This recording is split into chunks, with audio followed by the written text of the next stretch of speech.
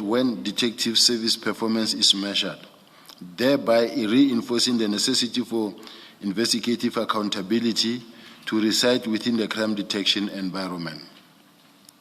This evidence directly contradicts the National Commissioner's attempt to portray my intervention regarding the dockets as improper or misplaced. The information note confirms that proper investigative command and accountability must reside within the crime detection environment, precisely as I had maintained.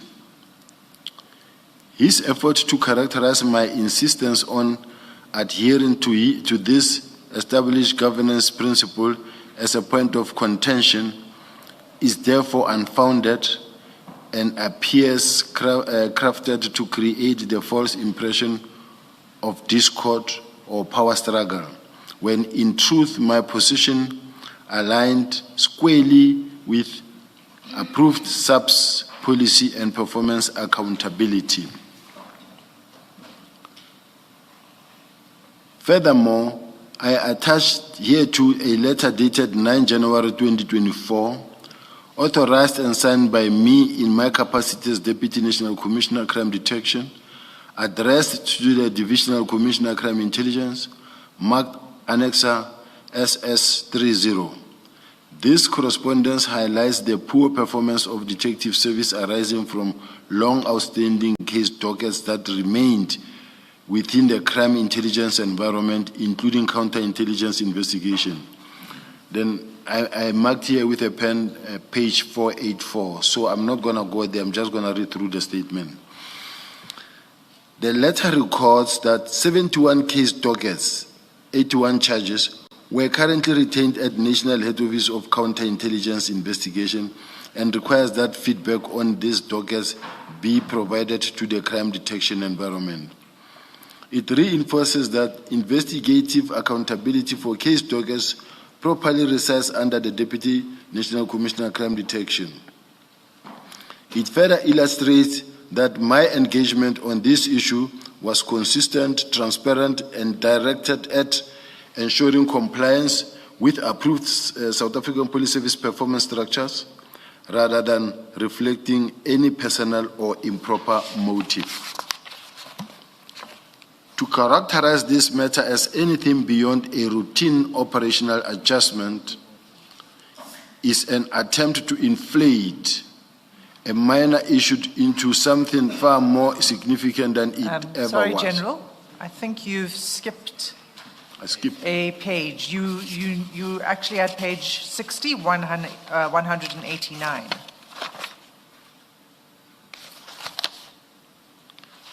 Apologies. I don't know if I should really read it from the previous part so that it flows. Or you can continue from 189, additionally. Additionally, yeah. Additionally, and as appears from Annexes SS29, the National Commissioner did not approve the request insofar as it relates to counterintelligence dockets. Contrary to the narrative he now seeks to advance before the Commission, I accepted his decision and left the matter at that. I did not pursue it further, nor did I insist upon any transfer of counterintelligence docket. It is therefore incorrect and misleading for National Commissioner to suggest that I was intent on removing counterintelligence docket from the crime intelligence environment. Then I said, please refer to page 484. Paragraph 190, notwithstanding the above, it must be emphasized that my proposal was entirely unexceptional and fully consistent with generally accepted governance standards. It is concerning and quite frankly unbecoming for the National Commissioner to elevate such routine matters of operational oversight into so-called point of contention, when in truth they were matters that any person properly discharging the responsibilities of Deputy National Commissioner Crime Detection would be expected to raise. His attempt to retrospectively label ordinary and policy-aligned oversight as something untoward is unwarranted and should not be countenanced. Just to add that that this is what the National Commissioner expects me to do, just what I read above. So, paragraph 191, the National Commissioner's third alleged point of contention relates to my view that General Khumalo should not continue to oversee the PKTT and that its oversight should instead be assigned to General Sintumule. My position was premised on the operational reality that Crime Intelligence Division was suffering the consequences of General Khumalo's extensive involvement with the PKTT, resulting in this diminished focus on his core mandate and responsibilities. To characterize this matter as anything beyond a routine operational adjustment is an attempt to inflate a minor issue on the PKTT. By omitting this context, the complaint advanced a distorted narrative that improperly characterized routine operational engagement as misconduct, while deflecting attention from the National Commissioner's own role in the decision-making process.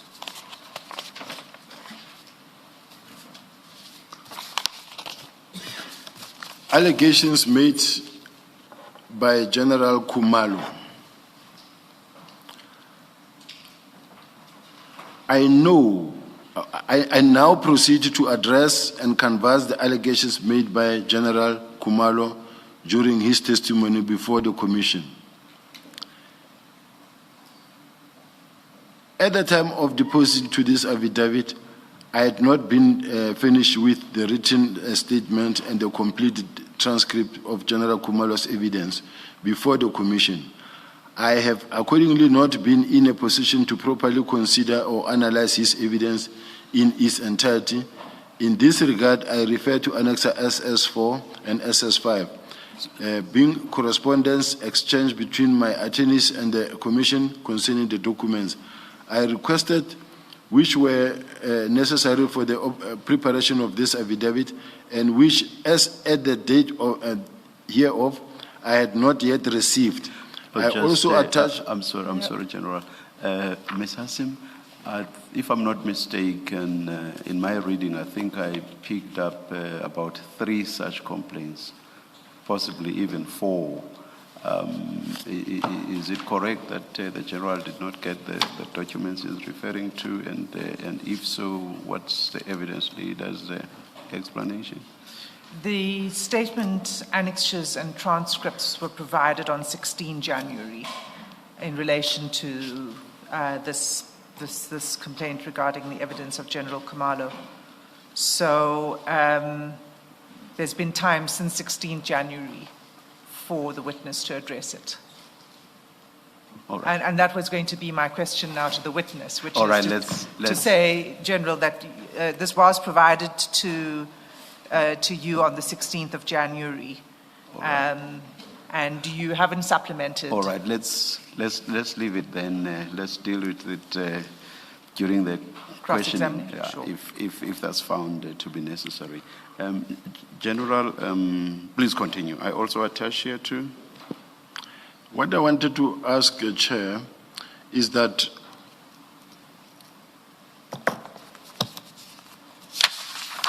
you wish to respond to? yes, as you can see, Chair, this part I underlined. General, may I suggest this? I heard Ms. Hassim say that she is going to engage you on this at the second stage of this process. May we leave the explanation you want to give for that stage, please? Okay. Thank you. Thank you. You will get the opportunity. Okay. Thank you, General. Please continue. I will proceed, Chair. The reason why you see me reading this and going straight, it was as advised that you go through the statement. So I was just Yes. going through the statement. Yes. Maybe if there is any supplementary, so I wanted to check if there is that I can then maybe take from and read, so that I don't get to a point where I still say we didn't get when in fact it was then later given, but in a different file. So that is what I wanted to check, because sometimes if it was indeed sent on that date, it's something that I should be having, but I will proceed reading, Judge, as what I have in front of me. Please, Thank you, Chairperson. Chairperson. You should do so, and my colleague Commissioner Khumalo has just showed me the date stamp of the commissioning police or sub-center. It appears that the affidavit was commissioned on the 12th of January, which appears to be, or rather which is before the 16th that Ms. Hassim is referring to. So factually what you say may well be correct, but as I say, let's engage further on this at a later stage, if that will still be necessary. Please I will continue. just proceed reading. Please continue. Thank you. Yeah, One. yeah. Oh, sorry, Sorry, I was not. I'm not sure whether we're talking past each other. So the statement is correct that at the time, the annexures and transcripts in the statements had not been provided to the witness, but they were then provided on 16 January. So my point was, did you supplement it then? Because as far as we're aware, there's no supplemented statement that we've received to address the further information that you said you wanted to address in this statement, pertaining to General Khumalo, for example. What I may say, my legal team may advise if we did, of which I think we responded. However, I did make my own notes on the side in case I have to continue on General Khumalo, but then I don't want to deviate. I have made my own notes of what I want to say, but as maybe directed by the chair, I will read. Yes, until, please. Yes, General. Let us do that. Thank you, Chair. Let us do that. Paragraph 197. In these circumstances, I confine myself to addressing only those aspects of his testimony that were glaring to me at this stage. I respectfully reserve my right to supplement this affidavit and to deal fully with General Khumalo's evidence once the written statement and full transcript have been made available.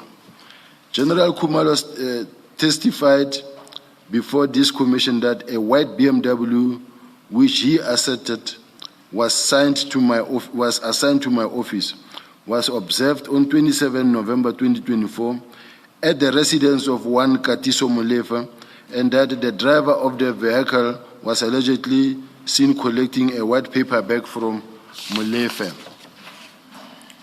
I submit that that testimony is factually unsustainable.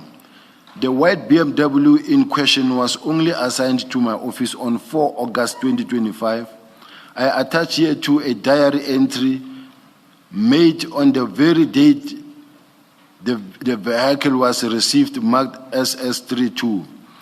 The entry record not only the receipt of the vehicle, but also its condition at the time. Then I have written here page 501 and 502 in a red pen. Accordingly, at the time the vehicle... General, sorry to interrupt. Just for the record, Chair, the witness did this past Monday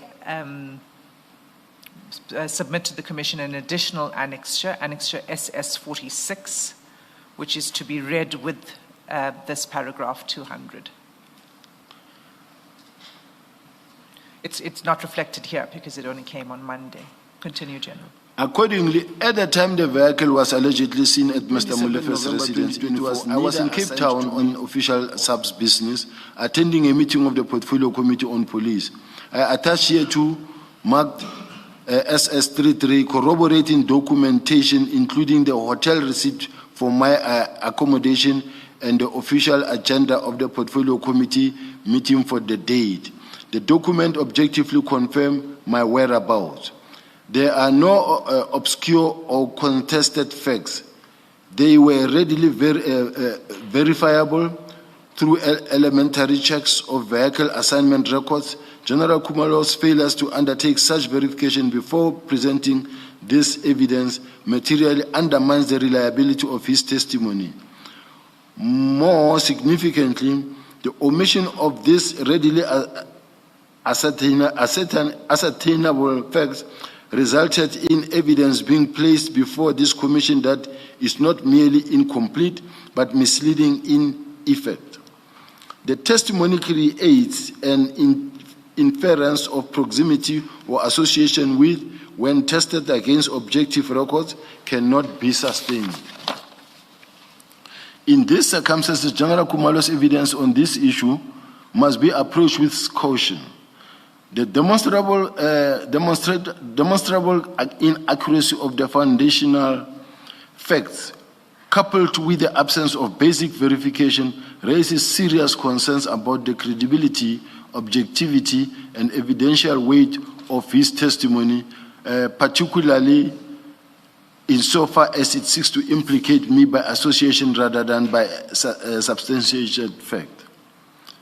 In addition, the persistence in advancing these allegations without verification and in circumstances where objective record directly contradicted, in my view, places his motive for doing so squarely into question.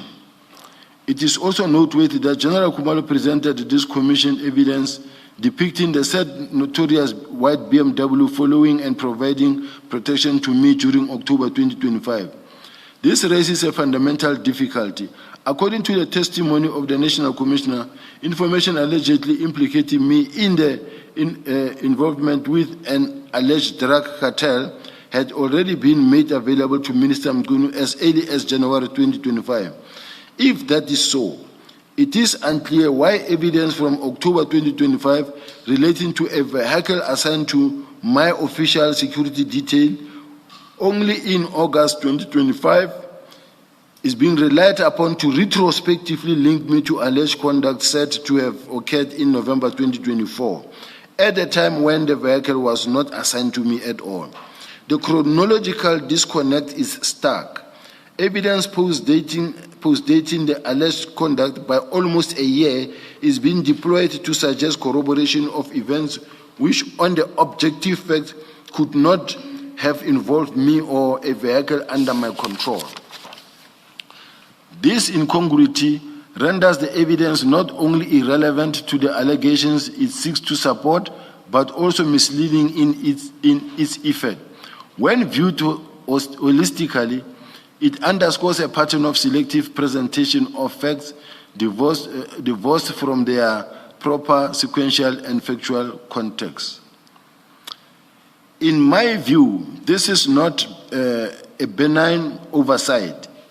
It materially undermines the reliability and probative value of the evidence, and taken together with the earlier inaccuracies, place General Khumalo's credibility and his motive for advancing this narrative squarely into question. The cumulative effect of the evidence placed before the Commission reveals a pattern of selective disclosure whereby information is chosen and presented in a manner that advances a predetermined narrative about me rather than a balanced, objective account of witness C. Now, account of the facts. That's how the sentence ends. Can you please repeat? Sorry, you misread the last line. It should read rather than a balanced and objective account of the facts. Now, my concern, commissioners, this is a very important part of that was the nation believed that I'm involved, and a white paper bag they went to collect a paper bag associated with me. I don't want to elaborate much, but what I want Don't you think this statement does that fairly substantially, because the simple point made there is that, as I understand it, at the time the BMW appears to be linked to you, it had not yet been allocated to your office, and I think you make that point quite clearly. Do you think there's a need for substantiation? Yes, Commissioner. Right, I think there's a particular specific but need. please be brief. I will be brief. That vehicle was allocated to the detectives for quite some time. It has been with the cold case unit for quite some time. Now, at the time, it was used by my two protectors. These two is a team that I chose when they were at. This is the team that I deployed at the border gate of Mozambique to fight crime that side. I said, let me call the people that I trust. And then they sent them, whilst I was already on suspension long time ago, they knew about this BMW. They had it. They had the footage. They had the CCTV footage. But they chose, after the chair said to General Khumalo, I've gone through your statement and I came across no evidence. He booked sick leave. When he comes back, then he introduces this part and the part of Jerry Boshoga. Now, this part to link the BMW as the one they gave to the protectors as they kept, they are new. They didn't even know about the BMW. I didn't even know that they are sitting with CCTV that involve the one who went to collect the bag.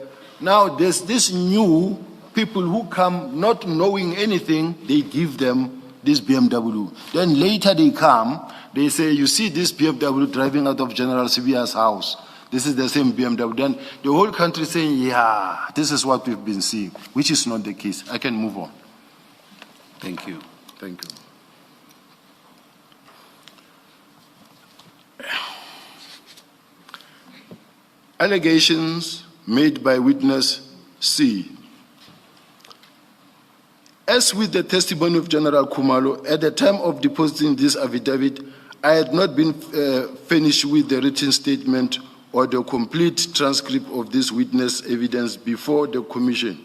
I have accordingly been prejudiced in that I have not been in a position to properly consider or analyze this evidence in its entirety. I ought to have been afforded the opportunity to forensically assess this witness testimony, particularly in light of the evidence that there exists a 6-hour recording of Matlala recorded pursuant to his arrest.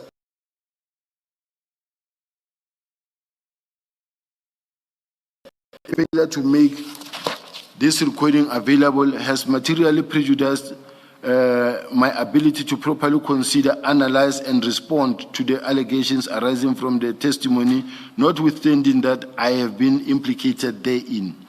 After the witness completed his or her testimony, I specifically contacted my attorney to request the full recording referred to in that testimony. Said correspondence addressed to the commission by my attorneys is attached here to mark SS34. That recording has not been made available to me. I have no evidence as to how this recording was extracted or obtained.